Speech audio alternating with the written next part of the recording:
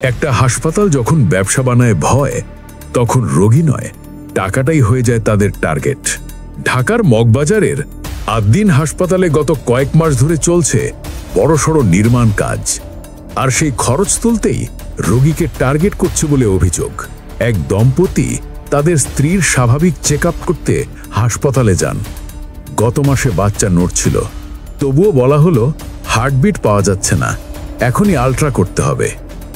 এই মাসে আবার ডাক্তারের রুমে ঢোকার সাথে সাথেই বলা হলো অবস্থা ভালো না, এখনই ভর্তি হন, কোনো চেক আপ ছাড়াই। স্ত্রী সুস্থ অনুভব করলেও ফাইল না দিয়ে রোগীকে ভর্তি করিয়ে ফেলল।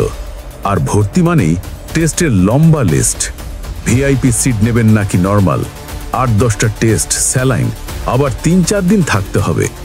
অবস্থা দেখে স্বামী বললেন তিনি সিদ্ধান্ত নিতে চান, কিন্তু হাসপাতাল বলল ফাইল দেওয়া যাবে না, ফুল প্যাকেজ কনফার্ম না করলে কিছুই পাবেন না। একদিনের ভর্তি ফি নিল, কিন্তু রোগীর সমস্যা কি সেটা পর্যন্ত জানালো না, আর যেতে চাইলে বন্ড সই করতে হলো। শেষ পর্যন্ত তারা অন্য হাসপাতালে গেলেন। সেখানে প্রফেসর ডাক্তার সব রিপোর্ট দেখে বললেন কোনো সমস্যা নেই, শুধু রেস্ট নিন। মানুষের জীবন নিয়ে এমন ব্যবসা, এটাই কি স্বাস্থ্যসেবা নাকি ভয় দেখিয়ে টাকা তোলা? আপনি কি কখনো এমন অভিজ্ঞতার শিকার হয়েছেন? নিজের বা পরিবারের কারো হাসপাতাল অভিজ্ঞতা শেয়ার করুন কমেন্টে। আর আপনার বাস্তব ঘটনা সবার গল্প প্ল্যাটফর্মে শেয়ার করুন, যাতে সবাই সতর্ক হতে পারে, শিখতে পারে, সচেতন হতে পারে।